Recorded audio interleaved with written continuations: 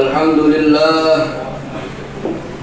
لله الذي أعد للمؤمنين والمؤمنات جنات تجري من تحتها الأنهار وأشهد أن لا إله إلا الله وحده لا شريك له الملك العزيز الغفار وأشهد أن محمدا عبده ورسوله المصطفى المختار اللهم صل وسلم وبارك على سيدنا محمد نور الأنوار وسر الأسرار وبريات الأغيار ومفتاح باب اليسار وعلى آله الأبرار وأصحابه الأخيار ومن تبعهم بإحسان إلى يوم القرار أما بعد فيا أيها الحاضرون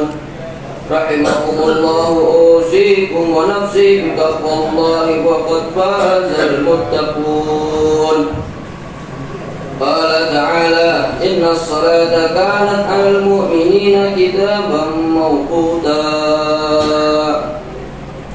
Ma'asyiral muslimin yang berbahagia, pertama-tama marilah kita tingkatkan takwa kepada Allah Subhanahu wa taala, yaitu mengerjakan dengan sesungguh-sungguhnya atas semua perintahnya dan menjauhi betul semua larangannya. Selanjutnya perlu kita ketahui bahwa salat itu merupakan daripada tiang agama, sebagaimana dalam sabda Nabi sallallahu alaihi wasallam, as-salatu imaduddin, faman aqamaha faqad aqamaddin, wa man tarakaha faqad hadamaddin. Kata Nabi sallallahu alaihi wasallam, salat adalah tiang agama.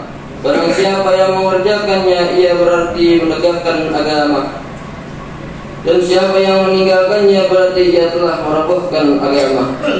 Oleh sebab itu, orang yang beragama itu baik dan tidaknya ditinjau dari pengalaman salatnya.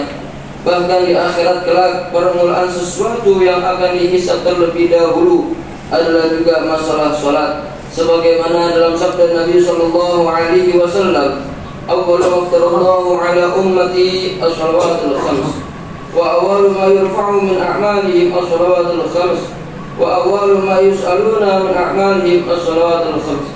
Pertama yang diwajibkan atas umatku ialah sembahyang 5 waktu, dan permulaan amal umatku yang diangkat adalah salat, dan permulaan yang akan ditanya kelak di hari pembalasan tentang amal umatku ialah sembahyang. Bahkan di dalam kitab Az-Zawajir susunan Al-Imam Ahmad bin Hasan Al-Haytami ada sebuah hadis yang dinukilkan oleh beliau, man hafadha ala salati akramahullahu bi khamsi khisalin. Hanya siapa yang menjaga salat 5 waktu, maka Allah akan memuliakannya dengan 5 perkara. Yurfa'u anhu dhiqul 'aishi. Yang pertama adalah terhindar dari kesempitan hidup. Wa 'adzabul qabri. Dan yang kedua terhindar dari siksaan kubur. Wa ya'tihillahu kitabahu biyaminihi.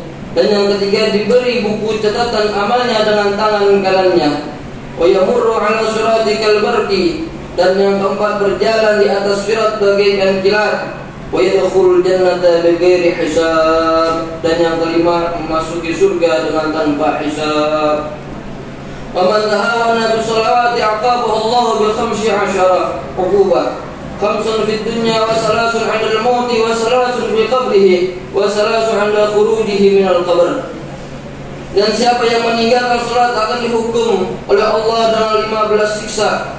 5 macam ketika di dunia, 3 macam ketika mati, 3 macam ketika berada di kubur, dan 3 macam ketika keluar dari kubur. Adapun hukuman selama di dunia ketika ia meninggalkan salat 5 waktu yang sudah diwajibkan oleh Allah Subhanahu wa taala, yang pertama adalah berkah umurnya dicabut. Yang kedua, tanda orang saleh dari mukanya dihapus. Yang ketiga, setiap amal yang dikerjakannya tidak diberi pahala oleh Allah Subhanahu wa taala. Yang keempat, doanya tidak dinaikkan ke langit. Yang kelima, tidak memperoleh bagian doa orang-orang soleh. Adapun hukuman yang menimpa ketika ia mati, yang pertama adalah matinya hina, yang kedua matinya dalam keadaan kelaparan, dan yang ketiga matinya haus. Dan andaikan diberi air samudra di dunia ini tidak akan puas dan tetap akan haus. Adapun hukuman yang menimpa di dalam kubur, yang pertama disempitkan kuburnya sehingga hancur tulang rusuknya. Yang kedua, dinyalakan api dalam kuburnya, maka ia bergelimpangan dalam api siang dan malam. Dan yang ketiga, didatangkan padanya ular yang bernama Syuja, yang buta dan berapi matanya, kukunya dari besi, sedang setiap kuku panjangnya sama dengan perjalanan sehari. Ia berkata kepada si mayit yang meninggalkan salat, "Aku Syuja al-Aqra." Sedang suaranya bagaikan petir yang menyambar. Ia berkata, "Allah telah menyuruhku memukul kamu karena kamu meninggalkan salat subuh hingga terbit matahari, dan memukul kamu karena meninggalkan salat zuhur hingga asar, dan memukul kamu karena meninggalkan salat asar hingga maghrib, dan memukul kamu karena meninggalkan salat maghrib hingga isya, dan memukul kamu karena meninggalkan salat isya hingga subuh." Dan setiap ia memukul satu kali, terbenamlah orang itu ke dalam tanah 70 hasta dalamnya, maka ia selalu tersiksa dalam kubur hingga hari kiamat. Dan adapun hukuman yang menimpa padanya sesudah keluar dari kubur di hari kiamat adalah, yang pertama diberatkan hisabnya, yang kedua Allah murka padanya, dan yang ketiga masuk ke dalam neraka. Dan bahkan diriwayatkan bahwa orang yang meninggalkan sholat akan menghadap di hari kiamat, sedang mukanya ada 3 baris tulisan yang berbunyi, "Ya mudayyi'a haqqillah." Yang pertama adalah, "Hai orang yang mengabaikan hak Allah." "Ya makhsusan bi ghadabillah." Dan yang kedua, "Hai orang yang mendapatkan murka." Dan yang ketiga, "Dayya'akallahu kama dayya'ta fid dunya haqqallah al-yawma min rahmatillah." Yang ketiga, Allah mengabaikan kamu sebagaimana kamu di dunia dulu mengabaikan hak Allah, maka hari ini kamu putus dari rahmat Allah. A'udzubillah wa na'udzubillah min dzalik.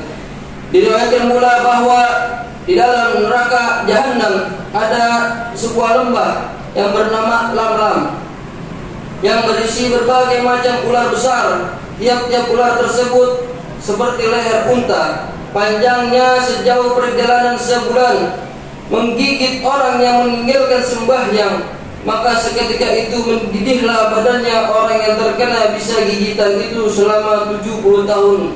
Kemudian hancur mendidih dagingnya. Demikianlah saudara bahaya dan ancaman bagi orang yang suka meremehkan salat. Sebagaimana Nabi SAW bersabda, "Man hafadha ala salawati kanat lahu nuran wa burhanan wa najatan yawmal qiyamati, wa man lam yuhafidh 'alaiha lam yakul lahu nuran wala burhanan wala najatan, wa kana yawmal qiyamati ma'a Qarun wa Fir'auna wa Hamana wa Ubay bin Khalaf." Siapa yang menjaga sembahyangnya, maka ia akan mendapat nur atau cahaya dan bukti dan selamat pada hari kiamat. Dan siapa yang teledor terhadap sembahyangnya, maka tidak akan mendapat nur atau cahaya, penerangan dan bukti serta tidak selamat. Bahkan di hari kiamat ia akan berkumpul dengan Qarun, Fir'aun, Haman dan Ubay bin Khalaf. Yang lebih parahnya lagi, bahwa meninggalkan salat itu mendekati kekufuran, sebagaimana Nabi SAW bersabda, "Bainal kufri wal imani tarkus shalah."